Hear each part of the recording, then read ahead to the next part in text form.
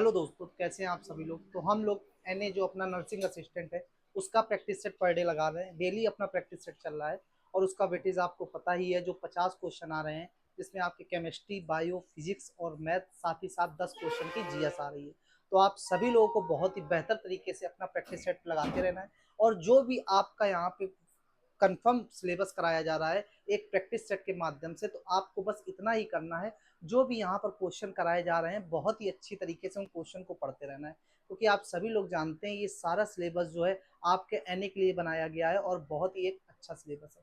तो आपको कुछ नहीं करना है, जो भी वेटेज यहाँ पे कराया जा रहा है उस वेटेज को आपको कंप्लीट करते हुए चलना है। साथ ही साथ अभी जब तक आपका एग्जाम होने वाला है आपके पास ऐसे ही प्रैक्टिस सेट आते रहेंगे और आपका काम यही रहने वाला है कि आप इन क्वेश्चंस को बहुत ही अच्छे तरीके से तैयार करते रहो। बस इसके अलावा आपको थोड़ा बहुत भी बाहर से पढ़ने की जरूरत नहीं है। अगर आप इतने प्रैक्टिस सेट लगा ले रहे हैं तो आप अपना काम पूरा कर लेंगे और बस आपको आगे कंटिन्यू इसी तरह करते रहना है, ठीक है। तो आप सभी लोग अपना प्रैक्टिस सेट जो डेली चल रहा है उसमें सभी लोग जुड़ें और ज़्यादा से ज़्यादा शेयर भी करें और अपना ऐप डाउनलोड करें एनए वाला, ठीक है। तो हम लोग स्टार्ट करते हैं आज का प्रैक्टिस सेट जो है अपना practice set number 40।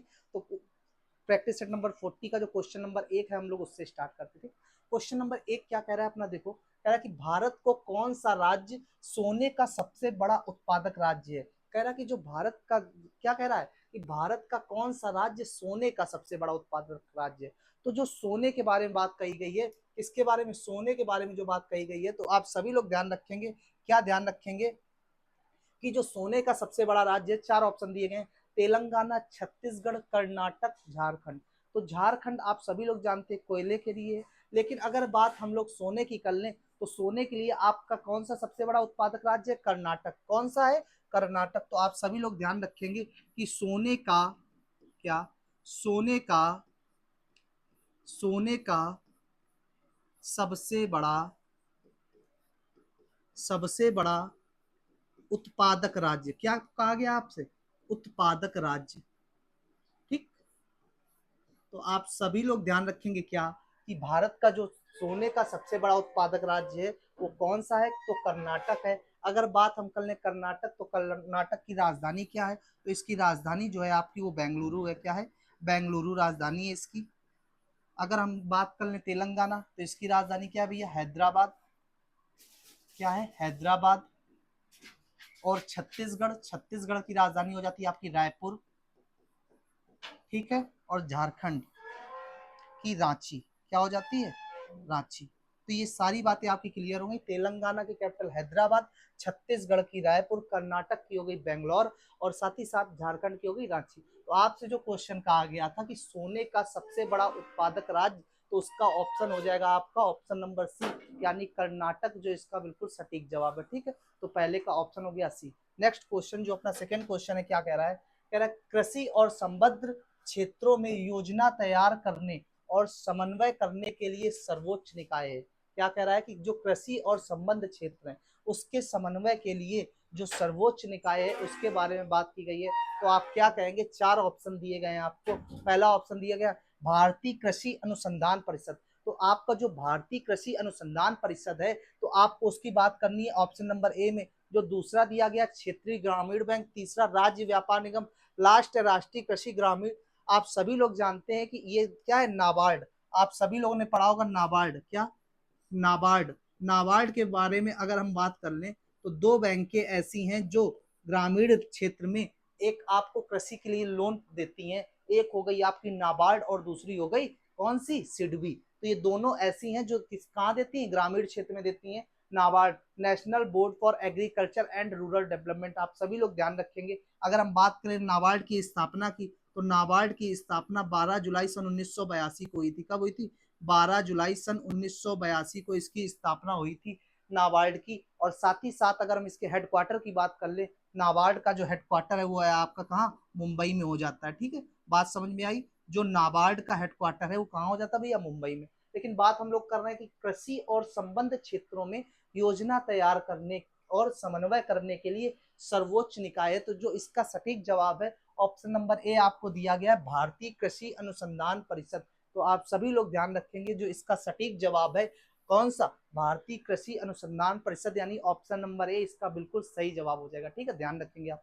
Question number 3 क्या कह रहा है अपना, देखिए जो क्वेश्चन नंबर 3 है क्या कह रहा है कि निम्नलिखित में से दक्षिण अफ्रीका की प्रशासनिक राजधानी, आप सभी लोग जानते हैं कि दक्षिण अफ्रीका की प्रशासनिक राजधानी क्या है, अगर नहीं जानते तो आप देख लीजिएगा, जो दक्षिण अफ्रीका है उसकी प्रशासनिक राजधानी जो है क्या है, प्रिटोरिया। कौन सी है, प्रिटोरिया। आप सभी लोग लिखेंगे जो दक्षिण अफ्रीका की राजधानी है प्रशासनिक, प्रिटोरिया। कौन सी, प्रिटोरिया, मतलब ऑप्शन नंबर सी इसका बिल्कुल सटीक जवाब हो जाएगा, प्रिटोरिया। ठीक, नेक्स्ट क्वेश्चन की हम लोग बात करेंगे, क्वेश्चन नंबर 4 जो है अपना, क्वेश्चन नंबर 3 क्या कह रहा है, पाल वंश के पतन के बाद बंगाल में किस राजवंश ने अपना शासन स्थापित किया था। जो अपना पाल वंश था, आप सभी लोग इतिहास बहुत ही अच्छे तरीके से पढ़े होंगे, अगर नहीं पढ़े तो वो भी आपको बताया जाएगा।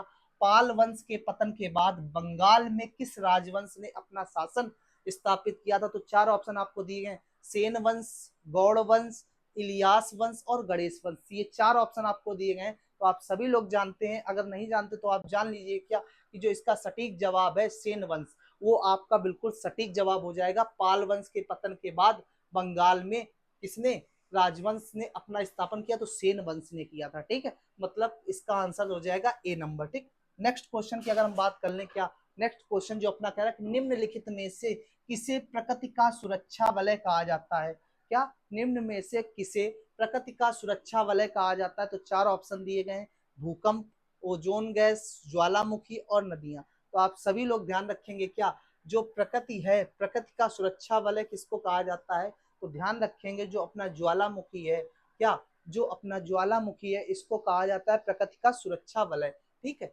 भूकंप सभी लोग जानते हैं सीस्मोग्राफ द्वारा इसको मापा जाता है। ओजोन क्या है आपकी, एक गैस है। ठीक है, नेक्स्ट बात करेंगे, इसका ऑप्शन नंबर सी सटीक हो जाएगा। नेक्स्ट क्वेश्चन जो अपना क्वेश्चन नंबर 6 क्या कह रहा है कि काली एवं तीस्ता नदियों के बीच हिमालय का कौन सा प्रादेशिक विभाग स्थित है। तो आप सभी लोग ध्यान रखेंगे, ये वो क्वेश्चन है भैया जो एग्जाम में बार बार पूछे गए हैं और बार बार पूछे जा रहे हैं। तो आपको बस इतना सा काम करना है कि जो क्वेश्चन भी कराए जा रहे हैं आपको समय समय पे इनका रिवीजन करते रहना है, क्योंकि ये क्वेश्चन ऐसे हैं जो आपको पढ़ाए नहीं गए होंगे। बस आपको क्वेश्चन सीधा एग्जाम में पूछा जाएगा, क्या काली एवं तीस्ता नदियों के बीच हिमालय का कौन सा प्रादेशिक विभाग स्थित है। ऑप्शन है पंजाब हिमालय, नेपाल हिमालय, असम हिमालय और कुमायूं हिमालय। तो आप सभी लोग ध्यान रखेंगे जो इसका नेपाल हिमालय है बिल्कुल सटीक जवाब है, option number B is the right answer, question number 6। ठीक है, नेक्स्ट क्वेश्चन की बात कर लेंगे, जो क्वेश्चन नंबर 7 है क्या कह रहा है, क्वेश्चन नंबर 7 कह रहा है कि भारतीय संविधान में धन विधेयक की परिभाषा किस अनुच्छेद में दी गई है। मतलब वह कौन सा आर्टिकल है जिसमें आपको धन विधेयक के बारे में बताया गया है। 4 ऑप्शन आपको दिए गए,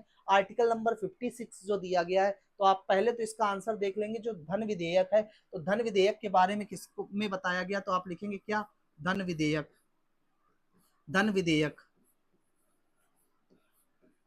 धन विधेयक। ठीक है, धन विधेयक जो आर्टिकल नंबर 110 है इसमें आपका बताया गया है धन विधेयक के बारे में। लेकिन जो ऑप्शन आपके शेष बच रहे हैं अगर उनकी बात करें, तो ऑप्शन नंबर 56 क्या कहता है, ठीक है, ऑप्शन नंबर 56 कहता है कि राष्ट्रपति के पद यानी कार्यकाल की बात की गई है, तो राष्ट्रपति से संबंधित आर्टिकल हो जाता है कौन सा, 56, क्योंकि आर्टिकल 52 से शुरुआत हो जाती है राष्ट्रपति की। ठीक है, तो ऑप्शन नंबर 56 हो गया राष्ट्रपति से संबंधित। अगर बात करें 256 आर्टिकल की, तो ये क्या केंद्र और राज्य के बीच संबंध बनाने का कार्य करता है। ठीक है, आर्टिकल नंबर 256 जो है केंद्र और राज्य के बीच संबंध बनाने के लिए काम कर लेता है। ठीक है, अब बात कर रहे हैं 110, तो इसका जो सटीक जवाब हो जाएगा ऑप्शन नंबर बी, 110 इस क्वेश्चन का राइट आंसर हो जाएगा, क्वेश्चन नंबर 7 का option number B. Next question की बात करेंगे, क्वेश्चन नंबर 8 अपना क्या कह रहा है। अब बात हम लोग कर लेंगे एनए वाला ऐप, जो अपना ऐप है ये, यहाँ से आप सभी लोगों को एक बात बता देता हूँ, आपको यहाँ से 50 प्रीवियस ईयर पेपर मिल जाएंगे जो आपके लिए बहुत ही लाभदायक होने वाले हैं। तो आप सभी लोग पहला काम तो ये करें कि ये 50 प्रीवियस ईयर जो पेपर हैं इनको आप लेकर सारा रिवीजन कर सकते हैं। तो पहला काम ये हो गया। ठीक है, फिर दूसरी बात क्या करना है आपको, यहाँ से आपको किसी की भी नोट्स चाहिए, चाहे आपकी जीव विज्ञान, रसायन विज्ञान, भौतिक, मतलब किसी भी चीज के नोट्स चाहिए तो आप जाके यहाँ से परचेज कर सकते हैं। सारे नोट्स यहाँ पर आपको अवेलेबल है और प्रीवियस ईयर भी आपको अवेलेबल है। और जो भी आपको सारी चीजें 10 ईयर के प्रैक्टिस सेट पीछे के चाहिए, यानी 10 ईयर के प्रैक्टिस सेट चाहिए, वो भी आपको यहाँ पर मिल जाएंगे। तो ये सारी चीजें आपको एनए वाला एक ही ऐप पर मिल जाएंगी और आप इसे लेकर अपना सिलेक्शन निश्चित कर सकते हैं। इससे आप बहुत ही बेहतर तरीके से अपनी तैयारी को आगे भी बढ़ा सकते हैं। ठीक, तो आप बस ध्यान रखें, जो भी नोट्स आपको परचेज करने हैं जल्द से जल्द परचेज कर लीजिए, क्योंकि आपके पास एग्जाम का समय कम बचा हुआ है। ठीक है, तो आप आखिरी के समय में यहाँ से बहुत ही अच्छा रिवीजन कर सकते हैं। ठीक है, तो आप सभी लोग ध्यान रखें कि जो जो परचेज करना हो आप जाके ऐप से आप परचेज कर सकते हैं। ठीक, नेक्स्ट क्वेश्चन पे हम लोग आते हैं। जो नेक्स्ट क्वेश्चन है अपना, कह रहा कि जो रिपब्लिक पुस्तक है उसका लेखक कौन है। तो आप सभी लोग ध्यान रखना, क्या जो रिपब्लिक पुस्तक है अपनी कौन सी, रिपब्लिक जो अपनी पुस्तक है इसको किसने लिखा, तो प्लेटो भाई साहब ने लिखा। किसने, प्लेटो भाई साहब ने। तो अगर हम बात करें रिपब्लिक पुस्तक के लेखक कौन हो जाएंगे, तो जो रिपब्लिक पुस्तक के लेखक हैं वो हो जाएंगे प्लेटो। कौन हो जाएंगे, प्लेटो। मतलब ऑप्शन नंबर जो 2 है वो इसका सटीक जवाब हो जाएगा। Option number 2 Plato is the right answer. ठीक, नेक्स्ट क्वेश्चन की बात करेंगे हम लोग। क्या कह रहा कि श्रीलंका द्वीप को पहले कहा जाता था, जो श्रीलंका द्वीप है इसको पहले क्या कहा जाता था। तो आप सभी लोग जानते हैं जो श्रीलंका, इसकी राजधानी क्या है, कोलंबो। कोलंबो से अब परिवर्तित कर दी गई है जयवर्धनेपुरम कोट्टे कर दी गई है। क्या, पहले थी इसकी कोलंबो, अब इसकी कर दी गई है जयवर्धनेपुरम कोट्टे। ठीक है, तो आप सभी लोगों को ध्यान ये रखना है भैया कि जो श्रीलंका द्वीप है इसको पहले कहा जाता था, क्या कहा जाता था। ऑप्शन दिए गए मेडागास्कर, तस्मानिया, सिलोन या नॉन ऑफ दिस। तो आप सभी लोग ध्यान रखेंगे क्या कि जो श्रीलंका द्वीप है उसको पहले क्या कहते थे, तो उसको हम लोग पहले कहते थे सिलोन। ऑप्शन नंबर जो सी दिया गया है सिलोन, वो इसका बिल्कुल सटीक जवाब हो जाएगा। ठीक है, तो क्वेश्चन नंबर 9 का option number C is the right answer. ठीक, तो नेक्स्ट क्वेश्चन की हम लोग बात करेंगे, क्वेश्चन नंबर 10। क्वेश्चन नंबर जो 10 है वो क्या कह रहा है, देखना कह रहा कि भारी जल प्रकल्प और उर्वरक संयंत्र यह इस राज्य के प्रसिद्ध उद्योग धंधे हैं। कह रहा कि किस राज्य के ये प्रसिद्ध धंधे हैं, भारी जल प्रकल्प और उर्वरक। तो आप ध्यान रखेंगे क्या, ऑप्शन नंबर ए दिया गया उड़ीसा, बी दिया गया तमिलनाडु, तीसरा सी दिया गया आंध्र प्रदेश और केरला दिया गया है क्या, ऑप्शन नंबर डी। तो सबसे पहला काम तो हम ये कर लेते, देख लेते कि क्या है, भारी जल प्रकल्प और उर्वरक संयंत्र जो है इसका जो ऑप्शन है ऑप्शन नंबर ए ओडिशा। ओडिशा जो है आपका इसका बिल्कुल सटीक जवाब हो जाएगा। तो पहले तो आप ये ध्यान रखेंगे कि इसका ऑप्शन नंबर ए राइट हो जाएगा। ठीक है, अगर हम बात कर ले कैपिटल की, क्योंकि आपसे कैपिटल का एक क्वेश्चन पूछा जरूर जाएगा इससे, तो आप सभी लोग ध्यान रखें कि आप लोग कैपिटल ध्यान रखें। ठीक है, ओडिशा, ओडिशा की राजधानी क्या है भैया, भुवनेश्वर। क्या है ओडिशा की राजधानी, भुवनेश्वर। भुवनेश्वर क्या है, भुवनेश्वर। ठीक, अगर बात करें तमिलनाडु, तो तमिलनाडु की हो जाती है चेन्नई। क्या हो जाती है, तमिलनाडु की हो जाती है चेन्नई। ठीक, अगर बात करें आंध्र प्रदेश, प्रस्तावित थी लेकिन अब क्लियर कर दी गई है क्या, अमरावती भैया। कौन सी, अमरावती। ठीक, अगर बात करें केरला की, तिरुवनंतपुरम। तिरुवनंतपुरम, तिरुवनंतपुरम। तो बात समझ में आ गई, 4 ऑप्शन थे। इस क्वेश्चन का जो राइट आंसर है option number A is Orissa. But हम अगर कैपिटल की बात करें तो उड़ीसा की कैपिटल है भुवनेश्वर, तमिलनाडु की है चेन्नई, आंध्र प्रदेश की अमरावती और केरला की तिरुवनंतपुरम। ठीक, आंध्र प्रदेश की पहले हैदराबाद हुआ करती थी लेकिन अब अमरावती। ठीक, नेक्स्ट क्वेश्चन की हम लोग बात करें, जो नेक्स्ट क्वेश्चन है ये अब अपने किसके, अभी तक जो 10 क्वेश्चन चल रहे थे वो जीएस के थे। किसके, जीएस यानी जीके के 10 क्वेश्चन चल रहे थे। अब हम लोग 5 क्वेश्चन जो देखेंगे अपने मैथ के देखेंगे। किसके, मैथ के देखेंगे। तो मैथ का क्वेश्चन क्या कह रहा कि एक स्कूल में कितने विद्यार्थी, भैया देखना, कह रहा कि एक स्कूल में 180 विद्यार्थी हैं और उनमें से 150 अंग्रेजी में बात करते हैं। क्या करते हैं, उनमें से 150 जो है अंग्रेजी में बात करते हैं और 100 हिंदी में और कुछ अंग्रेजी हिंदी दोनों में। मतलब कहने का उसका ये है कि टोटल स्टूडेंट कितने हैं, 180 एंड 150 जो है आपके इंग्लिश में बात करते हैं और 100 उसमें ऐसे हैं जो हिंदी में बात करते हैं और कुछ उसमें ऐसे भी हैं जो दोनों में बात करते हैं। तो आप सभी लोगों को बताना क्या, केवल अंग्रेजी में बात करने वाले लोगों की संख्या कितनी। तो आइए सॉल्व करते हैं इसको। क्या रहा है कि टोटल स्टूडेंट कितने, 180। टोटल स्टूडेंट हैं जो अपने 180 हैं और जो केवल इंग्लिश में बात करते हैं वो कितने हैं, 150 है और जो केवल हिंदी में बात करते हैं वो 100 है।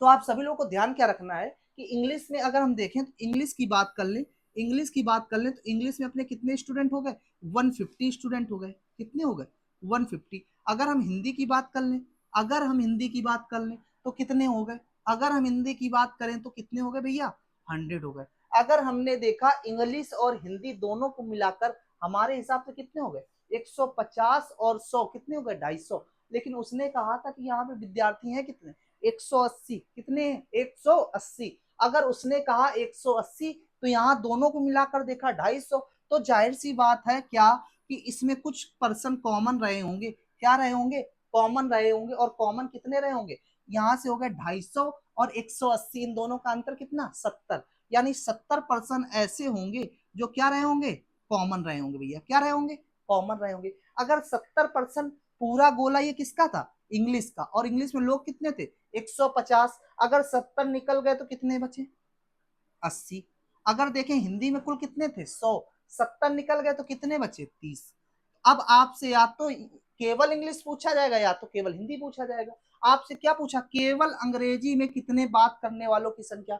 तो केवल अंग्रेजी में कितने हैं, देखो केवल अंग्रेजी में कितने, 80। तो इस क्वेश्चन का सही जवाब कितना हो जाएगा, 80। और अगर केवल हिंदी में कहा गया होता तो इसका जवाब क्या हो जाता, 30। लेकिन आपसे पूछा क्या है, इंग्लिश, तो इंग्लिश इसका ऑप्शन नंबर बी जो है 80 वो बिल्कुल सही हो जाएगा। बात समझ में आ गई, बात समझ में आ गई हो तो बिल्कुल कमेंट में बताना अगर समझ में आ गई है, ठीक है। नेक्स्ट क्वेश्चन क्या कह रहा है, जो नेक्स्ट क्वेश्चन है वो क्या कह रहा है, कह रहा कि मशीन का एक धात्विक पुर्जा तांबा जिंक और लेड, क्या, तांबा जिंक और लेड के 13:6:1 के अनुपात के मिश्रण से बना है। भैया तीन चीजें हैं, एक है जिंक, तांबा जिंक और लेड, और इनका अनुपात दिया 13:6:1। क्या दिया इनका अनुपात, 13:6:1। ठीक है, कह रहा कि यदि इस पुर्जे में जिंक का भार 90 किलोग्राम हो तो इस पुर्जे का कुल भार कितना होगा। तो देखेंगे क्या भैया, तांबा और जिंक, तांबा जिंक और लेड, ये तीन चीजें आपको दी गई। इनका अनुपात कितना दिया गया है, 13:6:1। मतलब यहाँ पे इनका जो अनुपात दिया गया है 13:6 दे दिया गया है। फिर आपसे कह रहा है कि यदि इस पुर्जे में जिंक का भार 90 किलोग्राम है, कितना है, 90 किलोग्राम है। अब देखो आपसे कहा है कि यहाँ पे किसका 90 किलोग्राम भार है, किसका, जिंक का। अब आप देखो आपके हिसाब से जिंक का भार कितना है, 6। कितना है, 6। आपके हिसाब से जो जिंक का भार है भैया कितना है, 6। और जो क्वेश्चन में दिया है 90, मतलब 6 का मान कितना, 90। अगर हम यहाँ से 1 का मान निकाल लें तो कितना आ जाएगा, 1 का मान निकाल लें तो 15 किलोग्राम आ जाएगा। अगर 1 का मान 15 किलोग्राम आ जाएगा तो कुल भार उसने पूछा है, तो कुल भार कितना हो गया, 13 और 6 19, 19 और 1 20। अगर 1 का मान 15 तो कुल भार कितना, 20। अगर 1 का भार 15, 1 का भार 15 तो 20 का भाग कितना, अगर 1 का भार 15 तो 20 का भार 300 किलोग्राम। मतलब जो आपका 300 ग्राम है इसका बिल्कुल सटीक जवाब हो जाएगा, option number C is the right answer. बात समझ में आ गई होंगी आपको, सारी बातें समझ में आ रही होंगी क्योंकि बहुत ही इजी क्वेश्चन है, कुछ नहीं। तांबा जिंक और लेड 13:6:1 का अनुपात आपको दिया गया था। अगर यहाँ से देखें जिंक का मान 6 था, आपका 6 जो मान था जिंक के 90 के बराबर था। अगर 1 की बात करें तो 15 और कुल की बात करें तो 20। अगर 1 का भार 15 तो 20 का 300। नेक्स्ट क्वेश्चन की बात करेंगे, कह रहा कि यदि दो वृत्तों के क्षेत्रफलों का अनुपात 9:4 है तो उनकी त्रिज्याओं का अनुपात क्या होगा। उनकी त्रिज्याओं का अनुपात क्या होगा, उनकी त्रिज्याओं का अनुपात क्या होगा। ठीक है, अब वृत्त की बात की गई है तो दो वृत्त है, आप सभी लोग जानते हैं। अगर दो वृत्त हैं और वृत्त की त्रिज्या कितनी होती है, आर होती है। क्या होती है, वृत्त की त्रिज्या आर होती है। अब आपसे कहना चाह रहा कि वृत्त के क्षेत्रफलों का अनुपात, अगर इसका पहला है तो इसके लिए R1 त्रिज्या हो गई, इसके लिए R2 त्रिज्या हो गई। अब आपसे कह रहा कि वृत्त के क्षेत्रफल, तो क्षेत्रफल क्या होता है, पाई आर स्क्वायर। मतलब इसके लिए पाई R1 स्क्वायर और इसके लिए पाई R2 स्क्वायर। बात समझ रहे हो, इनका अनुपात दिया गया तो आप इनका अनुपात निकाल लोगे। पाई से पाई खत्म, R1 का स्क्वायर बटे R2 का स्क्वायर बराबर कितना दिया भैया, 9/4। अगर हम यहाँ से इनकी रेडियस का अनुपात निकाल लेंगे, मतलब R1 अनुपात R2 निकाल लेंगे तो कितना हो जाएगा, 3:2 हो जाएगा। और जो आपसे क्वेश्चन में पूछा गया है कि इनकी त्रिज्याओं का अनुपात क्या होगा, जो ऑप्शन नंबर सी दिया गया है 3:2, वो इसका सही जवाब हो जाएगा। बात समझ में आ गई? अगर समझ में आ गई हो तो यस लिखना, ठीक है।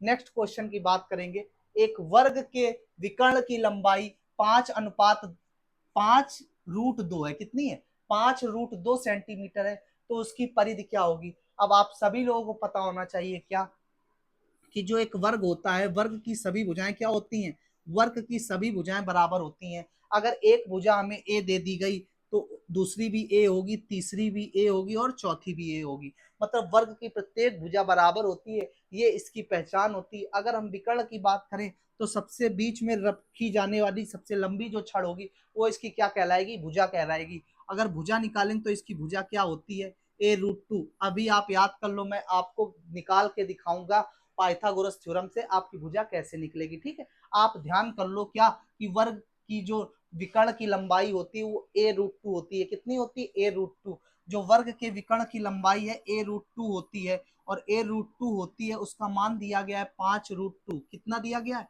5√2। √2 से √2 भैया हो गया खत्म। अगर हम यहाँ से देखें तो भुजा का मान कितना आ चुका है? भुजा का मान आ चुका है 5 सेंटीमीटर। कितना? भुजा का मान आ चुका है 5 सेंटीमीटर। अब उसकी परिधि पूछिए, परिधि क्या होती है? इसके चारों ओर चक्कर लगाना। अगर चारों ओर चक्कर आप लगा रहे हो तो इसका परिमाप कितना हो जाएगा?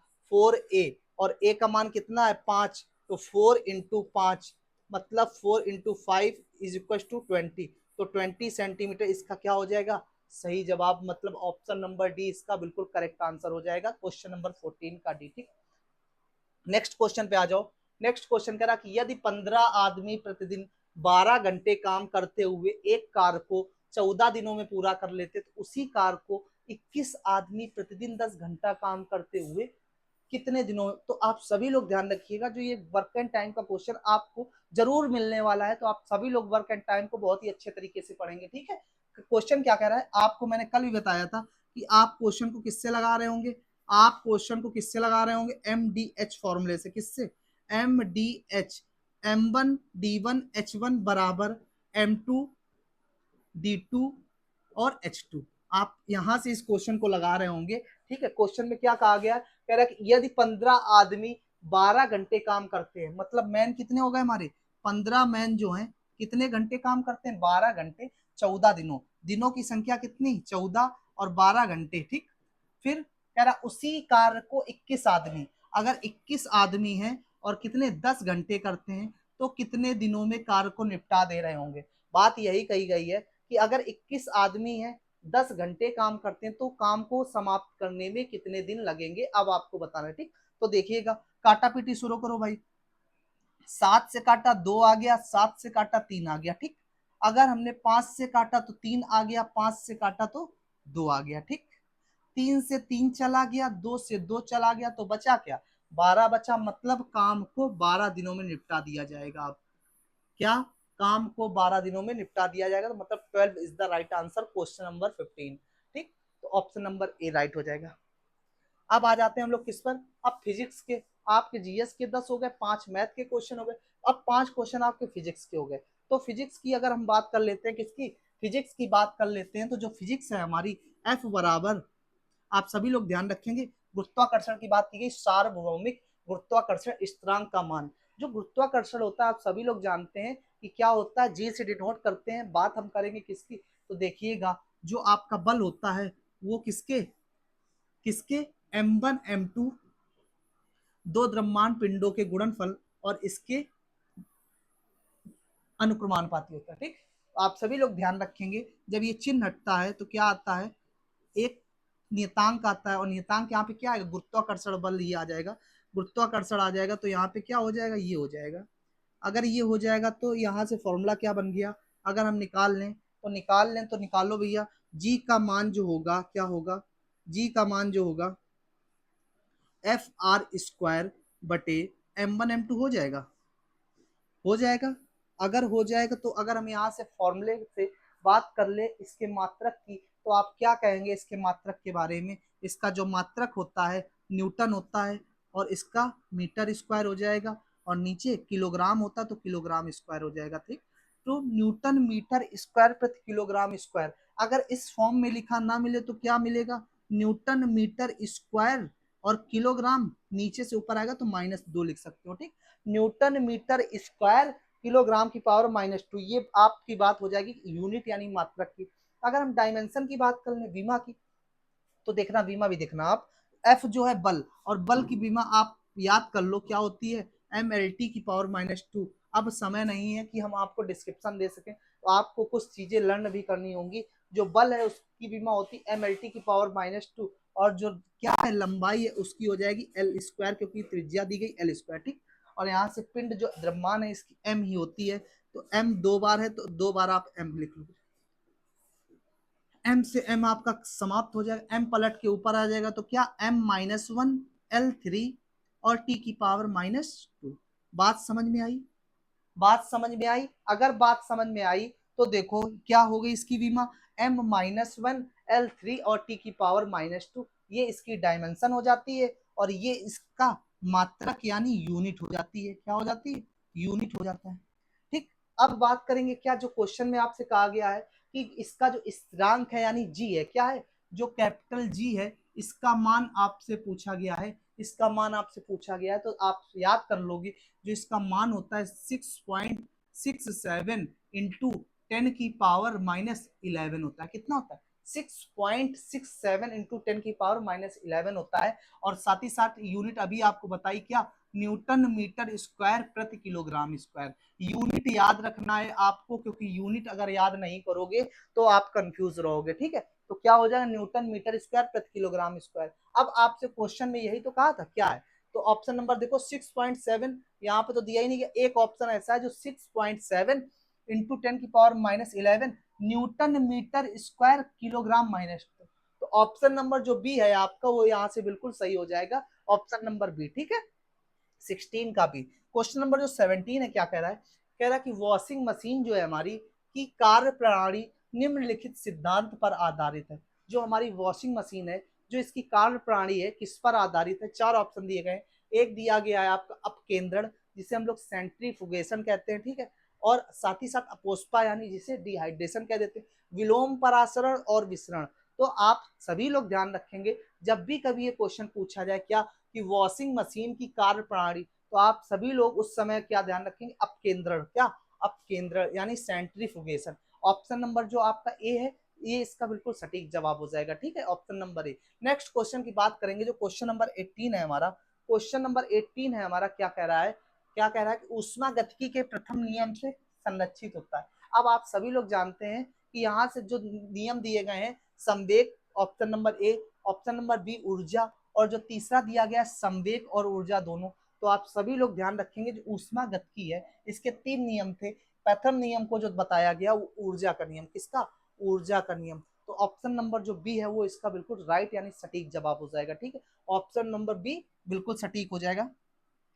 अगर हम लोग बात करें नेक्स्ट क्वेश्चन की, किसकी, नेक्स्ट क्वेश्चन की, प्रेशर कुकर में खाना कम समय में पकता है क्योंकि, क्या, प्रेशर कुकर में खाना कम समय में पकता है क्योंकि, ऑप्शन क्या कह रहे हैं आपसे देखना, अधिक दाब के कारण उबलते पानी का ताप कम हो जाता है, क्या, अधिक दाब के कारण उबलते पानी का ताप कम हो जाता है। बी ऑप्शन में क्या कह रहा है, चारों ओर से बंद होने के कारण वायु का प्रभाव नहीं पड़ता है। सी ऑप्शन क्या कह रहा है, अधिक दाब के कारण उबलते पानी का ताप बढ़ जाता है। और लास्ट ऑप्शन है प्रयुक्त पानी का वाष्पन बहुत कम होता है। तो आप सभी लोग हमेशा ध्यान रखेंगे जब प्रेशर कुकर में खाने की बात की जाए तो जो ऑप्शन नंबर सी में दिया गया क्या कि अधिक दाब के कारण, क्या, अधिक दाब के कारण उबलते पानी का ताप क्या होता है, बढ़ जाता है, क्या, ध्यान रखेंगे अधिक, अधिक जो अधिक दाब के कारण उबलते पानी का ताप भी बढ़ जाता है, ध्यान रखेंगे अधिक दाब के कारण, अधिक दाब के कारण उबलते पानी का ताप भी बढ़ जाता है, मतलब ऑप्शन नंबर सी जो है आपका बिल्कुल सटीक हो जाएगा, ठीक है।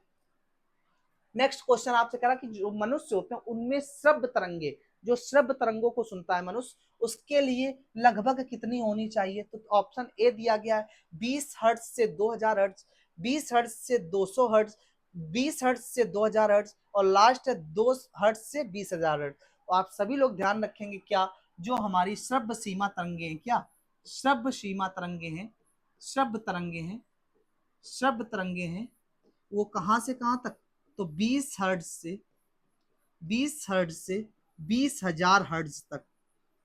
कहां तक? 20 हर्ट्ज से 20,000 हर्ट्ज तक ये इसका सही जवाब हो जाएगा, जो आपको ऑप्शन में दिया गया है, ऑप्शन नंबर सी। 20 हर्ट्ज से 20,000 hertz, option number C is the right answer. ठीक है, तो 20 का सी हो गया। अब हम आ जाते हैं नेक्स्ट क्वेश्चन 21। कह रहा है निम्नलिखित में से कौन सा मूत्राशय के दाब को नियंत्रित करता है?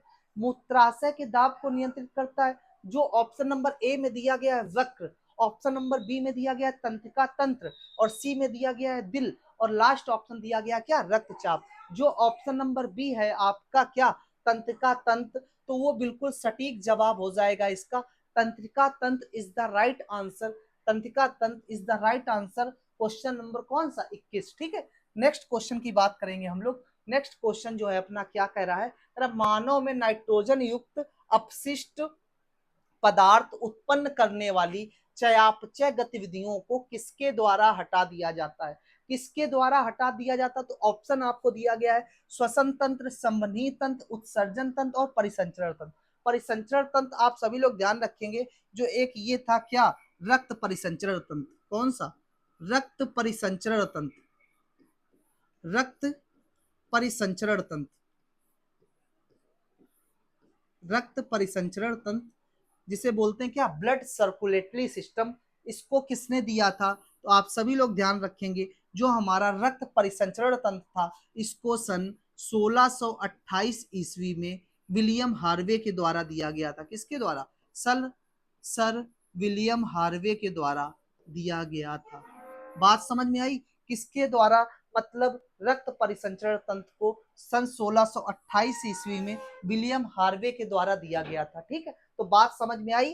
अब क्वेश्चन क्या कह रहा था कि नाइट्रोजन युक्त अपशिष्ट पदार्थ उत्पन्न करने वाली चयापचय गतिविधियों को किसके द्वारा हटा दिया जाता है? तो जो इसका सटीक जवाब है वो है उत्सर्जन तंत्र। ऑप्शन नंबर सी आप ध्यान रखेंगे। ये वो क्वेश्चन करा रहा हूं मैं आपको जो एग्जाम में आपको नहीं कराए जाएंगे। सस्ते सस्ते यानी छोटे छोटे क्वेश्चन आपको बहुत ही लोगों के द्वारा कराए जाएंगे, लेकिन इस ऐप पे या इस यूट्यूब चैनल पे आपको वो क्वेश्चन कराए जा रहे हैं जो वास्तविक में एनए या नर्सिंग असिस्टेंट की पोस्ट में पूछे जाते हैं या आने वाले समय में पूछे जाएंगे। ठीक है, तो ये वो क्वेश्चन है, तो इसका सही जवाब हो जाएगा सी। जो क्वेश्चन नंबर 23 है, अब हम लोग उस पर बात कर लेते हैं। क्वेश्चन नंबर 23 क्या कह रहा है? जो क्वेश्चन नंबर 23 कह रहा है मानव शरीर में, क्वेश्चन नंबर 23 क्या कह रहा है? क्वेश्चन नंबर 23 देखेंगे आप। क्वेश्चन नंबर जो 23 कह रहा है मानव शरीर में मूत्र निर्माण का उद्देश्य क्या है? क्या? मानव शरीर में जो मूत्र निर्माण है का उद्देश्य क्या है? ऑप्शन नंबर जो ए दिया गया है हृदय में आने वाले अशुद्ध रुधिर को साफ करना। क्या? हृदय में जो हमारे अशुद्ध रुधिर आता है उसको साफ करना। और जो बी ऑप्शन है रुधिर से अपशिष्ट उत्पादों का निस्पंदन। क्या? रुधिर से अपशिष्ट उत्पादों का निस्पंदन, ऑप्शन नंबर बी। और सी ऑप्शन है मूत्राशय को खाली करना, तुलना करना। और लास्ट है फेफड़ों में रुधिर को हटाना। तो जो आप ध्यान रखेंगे क्या मूत्र निर्माण का उद्देश्य कहे, तो जो ऑप्शन नंबर बी दिया गया है आपको रुधिर से अपशिष्ट उत्पादों का निस्पंदन, मतलब ऑप्शन नंबर बी जो दिया गया है वो इसका बिल्कुल सटीक जवाब होगा। तो आप ध्यान रखेंगे रुधिर से अपशिष्ट उत्पादों का निस्पंदन। 23 का बी। अब क्वेश्चन नंबर 24 की बात करें। क्वेश्चन नंबर 24 क्या कह रहा है देखना। क्वेश्चन नंबर 24 कह रहा है निश्वसन द्वारा होता है। निश्वसन द्वारा होता है फेफड़ों की स्फीति, हवा का सांस लेना, फेफड़ों की अपस्फीति, पिंजर की टूट। तो आप सभी लोग ध्यान रखेंगे जो निश्वसन है ये वो क्वेश्चन है, आप फिर से एक बार मैं कह रहा हूं कि बार बार एग्जाम में पूछे जाएंगे, तो आप ध्यान रखेंगे जो निश्वसन द्वारा होता है तो जो फेफड़े की अपस्फीति होती है, अपस्फीति होती है। ऑप्शन नंबर सी इसका करेक्ट आंसर हो जाएगा 24 का सी। ठीक है, जो नेक्स्ट क्वेश्चन है अपना क्या सांस लेने की प्रक्रिया में शामिल है। जो सांस लेने की प्रक्रिया है किससे शामिल है? सांस ले ऑप्शन 4 दिए गए श्वसन और समाप्ति, कोशिकीय श्वसन और किण्वन, स्फीति और विस्तारण, और लास्ट अनुगम और निगमन। तो 4 ऑप्शन है, आप सभी लोग ध्यान रखेंगे क्या ऑप्शन नंबर जो ए दिया गया है वो इसका राइट हो जाएगा श्वसन और समाप्ति। अगर ऑप्शन में ये ना मिले तो आप क्या कहोगे? आप अलग से ऑप्शन में लिख लेना प्रश्वसन। क्या? प्रश्वसन, प्रश्वसन और निश्वसन। क्या? प्रश्वसन और निश्वसन, ये ऑप्शन आपको मिलेगा। अगर ऑप्शन ये नहीं मिलता है जो आपको ए में दिया गया है, तो या तो ये मिलेगा या तो ये मिलेगा, प्रश्वसन और निश्वसन। तो इसके स्थान पर ए भी हो सकता है, ध्यान रखना। यहाँ पे दिया गया श्वसन और समाप्ति, तो ऑप्शन नंबर ए इसका राइट हो जाएगा, ऑप्शन नंबर ए। ठीक, नेक्स्ट क्वेश्चन पे आ जाओ भैया। कह रहा कि बंद खानों में दुर्घटना का कारण है, जो बंद खाने यानी माइंस है उसमें दुर्घटना का कारण क्या है? तो जो आप ध्यान रखेंगे CH4, CH4 हमारा क्या हो जाता है? CH4 जो हमारा हो जाता है मेथेन होती है, क्या होती है? मेथेन हो जाती है CH4। और जो CO2 हो जाता है वो हो जाता है कार्बन डाइऑक्साइड। क्या हो जाता है? कार्बन डाइऑक्साइड हो जाता है। और जो सी ऑप्शन है कार्बन मोनोऑक्साइड, कार्बन मोनोऑक्साइड क्या हो जाता है भैया? Carbon monoxide. और लास्ट है जो SO2 सल्फर डाइऑक्साइड, क्या? Sulphur dioxide. बात समझ में आ गई क्या? सभी की बात। CH4 हो गया मेथेन, CO2 हो गया कार्बन डाइऑक्साइड, CO हो गया कार्बन मोनोऑक्साइड और SO2 हो गया सल्फर डाइऑक्साइड। लेकिन जो हमारा क्वेश्चन कहा गया था बंद खानों में दुर्घटना का कारण क्या है, तो आप सभी लोग ध्यान रखेंगे जो माइंस बंद खानों का होता है उसका जो ऑप्शन नंबर सी है, सी मतलब कार्बन मोनोऑक्साइड, वो बिल्कुल सटीक जवाब हो जाएगा, ऑप्शन नंबर सी। ठीक, नेक्स्ट क्वेश्चन पे बढ़ते हैं हम लोग। क्वेश्चन नंबर 27 क्या कह रहा है? क्वेश्चन नंबर जो 27 है कह रहा है ऑक्सीजन की उपस्थिति में ग्लूकोज का CO2 एवं जल में ऊर्जा निर्मुक्त होने के साथ पूर्ण रूपांतरण होने को कहते हैं, क्या? ऑक्सीजन की उपस्थिति में ग्लूकोज का CO2 एवं जल में ऊर्जा निर्मुक्त होने के साथ पूर्ण रूपांतरण होने को कहते हैं। तो आप क्या कहोगे? चार ऑप्शन दिए गए हैं, वायु श्वसन, ग्लाइकोलिसिस, अवायवीय श्वसन और जल अपघटन। तो आप सभी लोग ध्यान रखेंगे जो ऑप्शन नंबर ए है अपना वायु श्वसन, ये इसका सटीक जवाब हो जाएगा, मतलब ए इज द राइट आंसर हो जाएगा क्वेश्चन नंबर 27 का, वायु श्वसन। नेक्स्ट क्वेश्चन पे आ जाओ, 28 नंबर क्वेश्चन। निम्न में से किस संक्रमण में विषाणु प्रतिरक्षा तंत्र में जाकर इसकी कार्य प्रणाली को नुकसान पहुंचाते हैं? तो जो ऑप्शन नंबर दिए गए हैं, मलेरिया, आप सभी लोग जानते हैं मलेरिया क्या है, इसकी खोज रोनाल्ड रॉस के द्वारा की गई थी। और मलेरिया होने पर आपको एक दवा चाहिए होती है, उस दवा का नाम है कुनैन। और कुनैन कहाँ से मिलती है? तो ये मिलती है सिनकोना की छाल से। कहाँ से? सिनकोना की छाल से आपको मिलती है। ठीक, कैंसर सभी लोग जानते हैं, कैंसर के उपचार के लिए कोबाल्ट धातु को यूज किया जाता है। और ये कोबाल्ट धातु कहाँ पाई जाती है? तो जो विटामिन B12 है जिसे हम लोग साइनोकोबालिन या कोबलमाइन कहते हैं वहां पर पाई जाती है। ठीक है, नेक्स्ट ऑप्शन है HIV/AIDS। तो बस आप ध्यान रखेंगे क्या, HIV/AIDS जो है वो इसका सटीक जवाब हो जाएगा, option number C is the right answer. अगर हम टाइफाइड की बात करें तो टाइफाइड जीवाणु से फैलने वाला एक रोग है। किससे? जीवाणु से फैलने वाला रोग है, यानी बैक्टीरिया से। अब अगर आपसे पूछ दिया जाए कि कौन सा बैक्टीरिया है जिससे टाइफाइड फैलता है, तो आप क्या कहेंगे? उसका नाम है साल्मोनेरा। क्या? साल्मोनेरा, साल्मोनेरा टाइफी। क्या है भैया? साल्मोनेरा टाइफी जीवाणु। अगर आपसे कहा जाए कि जो हमारा टाइफाइड है वो किस जीवाणु से फैलता है, तो आप सभी लोग क्या कह रहे होंगे? साल्मोनेरा टाइफी जीवाणु से फैलता है। अगर बात करें ये क्या है, तो एक मियादी यानी तेज बुखार है, मियादी एवं तेज बुखार है। इसके लिए क्या आपको विडॉल टेस्ट कराना होगा? अगर आपको इसकी जानकारी लेनी है तो आपको विडॉल टेस्ट कराना होगा, किसके लिए? टाइफाइड के लिए। ठीक है, HIV/AIDS इसका सटीक जवाब हो जाएगा। और HIV के बारे में मैंने कल आपको सारी डिटेल दी थी, आप वहां से देख लेंगे। ठीक है, नेक्स्ट क्वेश्चन की हम बात करेंगे। जो नेक्स्ट क्वेश्चन है कह रहा है कि मिठाइयों पर बैठी मक्खियों को दूर भगाकर एक लड़की मिठाई को खा लेती है। भैया आपने देखा होगा कि क्या दुकान में आप गए और आपने कहा मिठाई दे दो, तब तक आपकी नजर पड़ी क्या कि मिठाई रखी हुई है, उस पर बहुत सारी मक्खी भिनभिना रही है। क्या? बहुत सारी मक्खी भिनभिना रही है। तो आप सभी लोग क्या जानते हो कि मक्खी भिनभिना रही तो जाहिर सी बात उसमें कुछ होगा। अगर कुछ होगा मतलब वो अपने कुछ कण उस पर छोड़ के जाएंगी। अगर आपने मक्खियों को भगाकर, एक लड़की जो गई उसने मिठाई को उठाया और मुंह में रखा, खा लिया, तो आपसे पूछा गया कि उसको कौन सी बीमारी होगी, तो आप सभी लोग ध्यान रखेंगे कि जब भी कभी ऐसी बात की जाए तो ऐसी कंडीशन में उसको होगा क्या? हैजा होगा। क्या होगा? हैजा होगा। ठीक, हैजा होगा। अब हम बात करें ये सारी बीमारी किससे हैं, तो जो हैजा होता है हमारा, हैजा जो होता है जीवाणु के द्वारा फैलता है, किसके द्वारा? जीवाणु के द्वारा फैलता है, ठीक है, जीवाणु के द्वारा फैलता है। और जो डिप्थीरिया होता है ये आपको पता है डीपीटी, पर्टुसिस और टिटनेस, डीपीटी का जो टीका होता है। और जो क्षय रोग होता है, अगर बात करें जीवाणु की खोज किसने की थी, तो खोज की थी एंटोनी वॉन ल्यूवेनहॉक ने। किसने? एंटोनी वॉन ल्यूवेन ल्यूवेनहॉक ने, ठीक, किसने की थी? एंटोनी वॉन ल्यूवेनहॉक ने, ठीक है। क्षय रोग आप सभी लोग जानते हैं, जिसको हम लोग टीबी भी कहते हैं, ट्यूबरक्लोसिस भी कहते हैं। क्या कहते हैं? ट्यूबरक्लोसिस भी कहेंगे, ट्यूबरक्लोसिस भी कहेंगे, और इसी को हम लोग तपेदिक रोग भी कह देते हैं। क्या? तपेदिक रोग। ये तीनों इसी के नाम है, क्षय रोग। अगर हम बात करें इसके लिए कौन सा टीका लगाया जाएगा, तो इसके लिए भैया बीसीजी का टीका लगाया जाएगा। और बीसीजी जो है हमारा क्या होता है? Bacillus Calmette Guerin. क्या होता है? Bacillus Calmette Guerin, Calmette Guérin.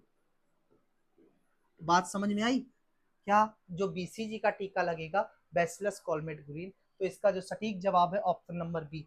Next question number 30 पे आ जाते हैं। क्या? मलेरिया परजीवी जो है का प्राथमिक परपोषी है, तो आप ध्यान रखेंगे जो मलेरिया परजीवी का प्राथमिक परपोषी है, ऑप्शन दिया है नर क्यूलेक्स, मादा एनाफ्लीज, नर एनाफ्लीज, मादा क्यूलेक्स। तो मलेरिया परजीवी जो है उसके लिए जो सटीक आंसर है क्या? मादा एनाफ्लीज। क्या है? मादा एनाफ्लीज, मतलब ऑप्शन नंबर बी जो है ये इसका सटीक जवाब हो जाएगा, मादा एनाफ्लीज, ठीक है। नेक्स्ट क्वेश्चन पे आ जाओ। कह रहा है क्या कि इनमें से कौन सी बीमारी सामान्यतः मच्छरों द्वारा फैलती है, तो आप सभी लोग ध्यान रखेंगे मच्छरों द्वारा कहा गया है, तो जो मच्छर फैलाते हैं आपके मलेरिया, गठिया, पीलिया और छोटी माता। जो छोटी माता है आपको इसको क्या कहते हो आप, तो आप ध्यान रखना, एक चेचक होता है और आपका एक होता है स्मॉल पॉक्स। जो चेचक होता है वो होती है आपकी स्मॉल पॉक्स, और जो आपकी छोटी माता होती है उनको कहते हैं चिकन पॉक्स। क्या कहते हैं? जो छोटी माता होती हैं चिकन पॉक्स। क्या? Chicken pox. और जो स्मॉल पॉक्स होती है उसको चेचक बोलते हैं। जो चेचक होता है वो किस वायरस से होता है, तो वो वायरस होता है वेरिओला वायरस। कौन सा? वेरिओला वायरस होता है चेचक से, ठीक है। अगर हम बात करें ये क्या छोटी माता यानी चिकन पॉक्स, ये होता है वेरिसेला वायरस। कौन सा? वेरिसेला वायरस होता है आपका चिकन पॉक्स, ठीक। अगर हम बात करें पीलिया, पोलियो पीलिया वायरस से हो गया। लेकिन हम बात करें मलेरिया की, तो जो मलेरिया है आपका किससे? सामान्यतः मच्छरों द्वारा होता है। और इसके लिए आपको कुनैन, यानी कुनैन कहाँ से प्राप्त होगी? सिनकोना की छाल से प्राप्त हो जाती है। और मलेरिया की खोज रोनाल्ड रॉस ने की थी, ठीक है। सारी बातें क्लियर होंगी आपको। बात करें 32 नंबर की, तो 32 नंबर आपसे कह रहा है कि इनमें से कौन सा विषाणु जनित रोग है। मैं बात करूंगा सारे जितने भी विषाणु से रोग होते हैं, मैं लिख के बता दे रहा हूं आपको। एक हो गया आपका क्या, जो रेबीज है। क्या? रेबीज आपका वायरस से होता है। खसरा जो है आपका किससे होता है? हर्पिस। क्या भैया? हर्पिस, ये आपका वायरस से होता है। मेनिंजाइटिस। क्या? मेनिंजाइटिस, मेनिंजाइटिस, ये भी आपका किससे? रेबीज, खसरा, हर्पिस, मेनिंजाइटिस। हिपेटाइटिस। क्या? Hepatitis, hepatitis, trachoma. क्या? Trachoma, polio, polio, AIDS, AIDS, ठीक, चेचक, चेचक, छोटी माता, छोटी माता, डेंगू, गलसोद, गलसोद, और लास्ट इन्फ्लुएंजा, इन्फ्लुएंजा। ये भैया वो सारी बीमारी हैं जो हमारे वायरस यानी विषाणु से होती हैं।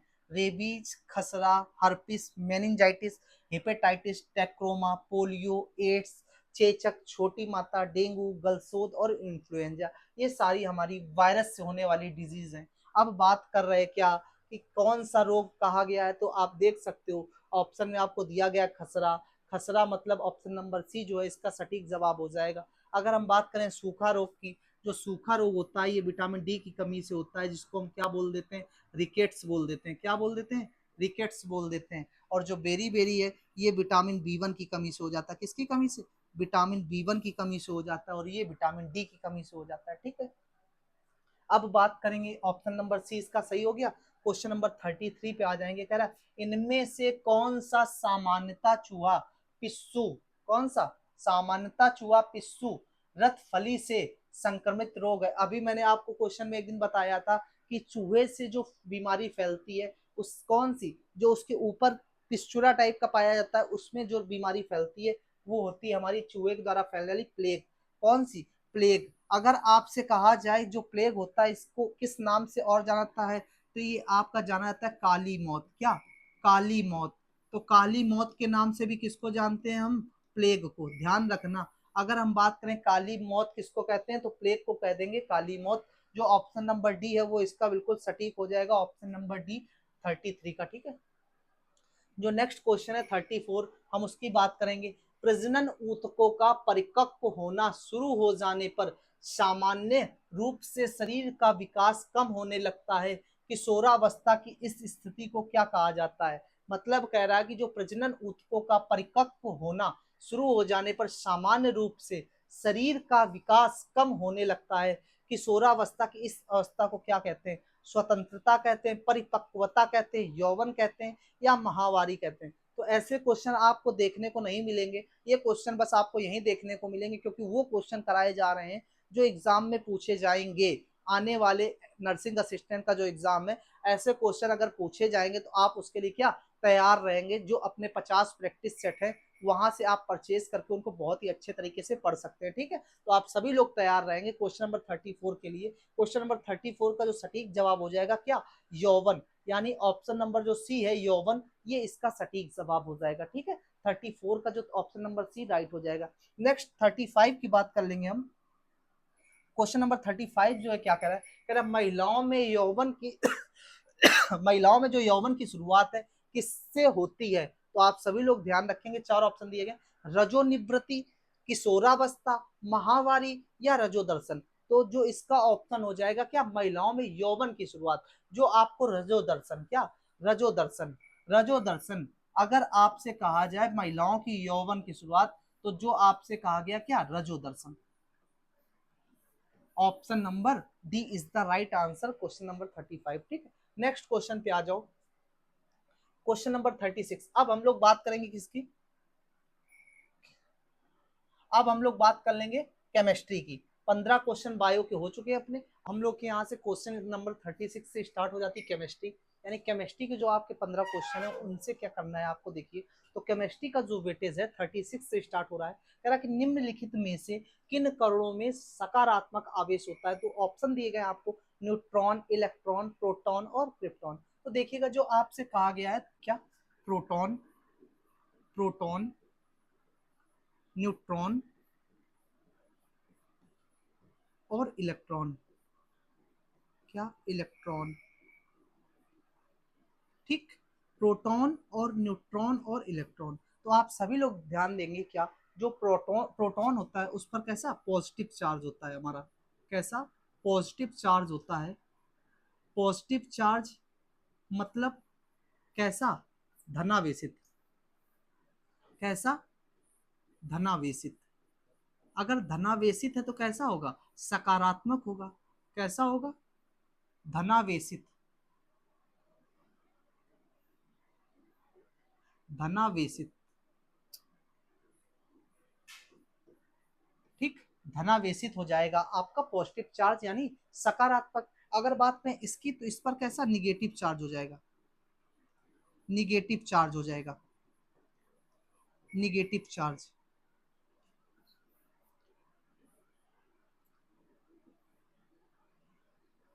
निगेटिव चार्ज, ठीक, यानी ऋणावेशित, ऋणावेशित।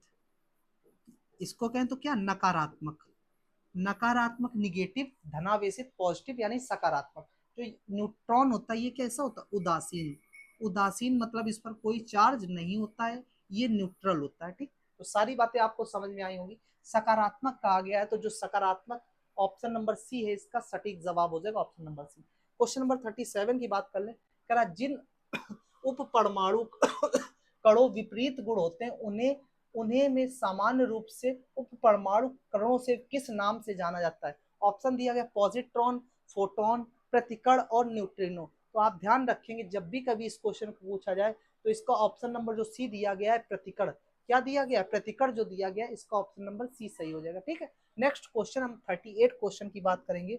जो 38 क्वेश्चन कह रहा है क्या कि परमाणु शब्द जो है वो किसने खोजा, जो हमारा परमाणु शब्द है उसको किसने खोजा। तो चार ऑप्शन दिए गए, ऑप्शन नंबर ए दिया गया डाल्टन, बी दिया गया लेवोजियर, सी दिया गया कर्नाड और लास्ट दिया गया डेमोक्रिट्स। तो आप सभी लोग ध्यान रखेंगे क्या जो इसका सटीक जवाब है वो हो जाएगा क्या हमारा डेमोक्रिट्स। डेमोक्रिट्स का मतलब ऑप्शन नंबर जो डी है वो इसका बिल्कुल सटीक जवाब हो जाएगा। ठीक है, डी नंबर करेक्ट है।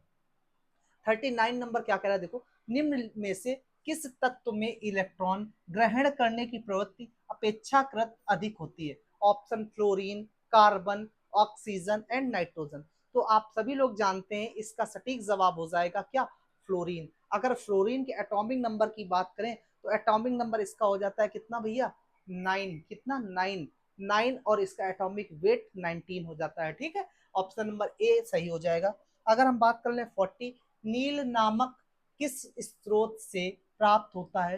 तो ऑप्शन नंबर ए आपको दिख रहा है इंडिगो फेरा टिंक्टोरिया पादप से, मतलब ऑप्शन नंबर ए इंडिगो फेरा टिंक्टोरिया पादप से इसका सटीक जवाब हो जाएगा। ठीक है, 41 की बात करें क्या नाभिक में कौन उपस्थित होते हैं। तो आप सभी लोग जानते हैं जो नाभिक हमारा होता है, नाभिक हमारा जो होता है तो नाभिक में क्या न्यूट्रॉन और प्रोटॉन रहते हैं, न्यूट्रॉन और प्रोटॉन रहते हैं, लेकिन कौन नहीं रहता है। तो इसके अंदर इलेक्ट्रॉन नहीं रहता है क्योंकि इलेक्ट्रॉन कहाँ घूमता है, इलेक्ट्रॉन बाहर घूमते रहते हैं यानी चक्कर लगाते रहते हैं। ठीक, तो नाभिक के अंदर तो न्यूट्रॉन प्रोटॉन रहते हैं लेकिन बाहर क्या इलेक्ट्रॉन तो उपस्थित नहीं होता। तो क्या नहीं होता है, इलेक्ट्रॉन उपस्थित नहीं होता है। डी ऑप्शन इसका सटीक हो जाएगा।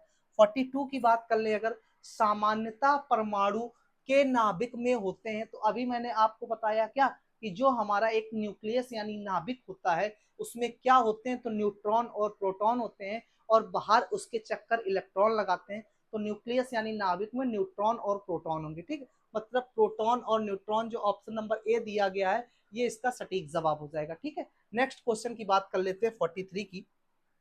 जो 43 दिया गया कह रहा है सहसंयोजक बंधन अणुओं में निम्न गलनांक और क्वथनांक बिंदु होते हैं क्योंकि क्योंकि क्या इंटरमोलिक्यूल बल मध्यम होते हैं, इंटरमोलिक्यूलर बल मजबूत होते हैं, इंटरमोलिक्यूलर बल कमजोर होते हैं या इंटरमोलिक्यूलर बल बहुत मजबूत होते हैं। तो आप सभी लोग ध्यान रखना क्या जो सहसंयोजक बंधन अणुओं में निम्न गलनांक और क्वथनांक बिंदु होते हैं वो क्या बल कमजोर होते हैं।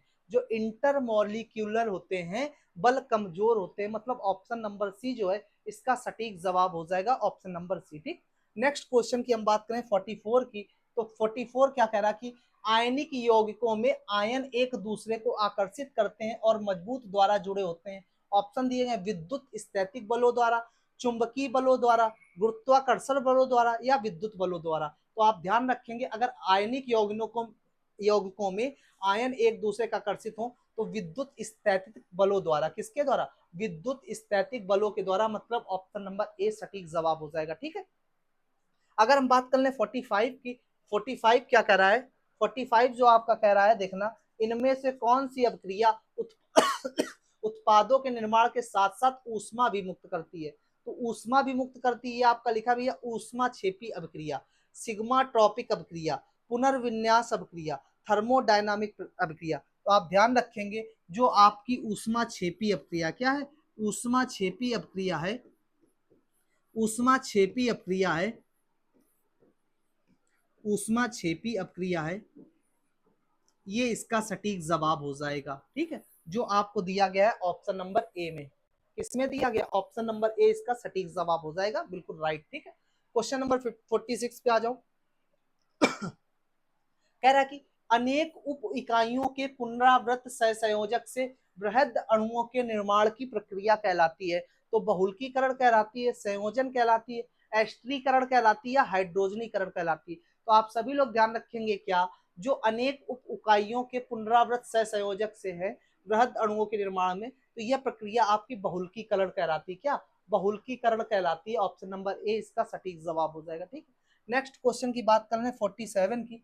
जो 47 हमारा क्वेश्चन है, 47 क्या कह रहा है? कह रहा है कि मैलाकाइट जो है एक अयस्क है। तो आप ध्यान रखिएगा, चार ऑप्शन दिए गए, तांबा, मैग्नीज, मैग्नीशियम, पारा। तो ये चार ऑप्शन दिए गए, पूछा गया जो मैलाकाइट है किसका एक अयस्क है। तो जो हमारा ऑप्शन नंबर ए दिया गया है, तांबा यानी कॉपर, ये मैलाकाइट उसी का एक अयस्क है। मतलब ऑप्शन नंबर ए सही सटीक जवाब हो जाएगा। ठीक है, नेक्स्ट क्वेश्चन 48 की अगर हम बात कर लें, जो 48 है कह रहा धातु केवल विद्युत अपघटन द्वारा निकाला जाता है। धातु केवल विद्युत अपघटन द्वारा निकाला जाता है। तो option number A aluminium, B zinc, C F fluorine and D C copper. तो इसका सटीक जवाब जो होगा हमारा एल्यूमिनियम होगा। धातु केवल विद्युत अपघटन द्वारा निकाला जाता है एल्यूमिनियम, जिसका एटॉमिक नंबर 13 होता है। ठीक है, 49 की अगर हम बात कर लें, कह रहा कि निम्नलिखित में से किस अभिक्रिया द्वारा उच्च प्रतिक्रिया वाली धातुओं को शुद्ध पिघले हुए अयस्क से निष्कासन होता है? उपर्युक्त एजेंट द्वारा आप चयन, इलेक्ट्रोलिसिस, कैलिसिनेशन, रोस्टिंग। तो आप ध्यान रखें क्या? इलेक्ट्रोलिसिस इसका सटीक जवाब, यानी ऑप्शन नंबर बी बिल्कुल सही हो जाएगा। ठीक है, क्वेश्चन नंबर 50 लास्ट की बात कर लेते हैं। धारा प्रवाहित करने के लिए उपयोग किया जाने वाला तरल को क्या कहा जाता है? धारा प्रवाहित करने के लिए उपयोग किए जाने वाला तरल को क्या कहा जाता है? निलंबन, गैर इलेक्ट्रोलाइट, पायसन या इलेक्ट्रोलाइट। तो इसका जो सटीक जवाब है हो जाएगा इलेक्ट्रोलाइट। तो ये हमारा लास्ट क्वेश्चन था भैया। क्या? लास्ट क्वेश्चन था हमारा। तो हम लोग बात किसकी कर लेते हैं? कुछ बात कर लेते हैं अपने इसकी बात कर लेते हैं। Question number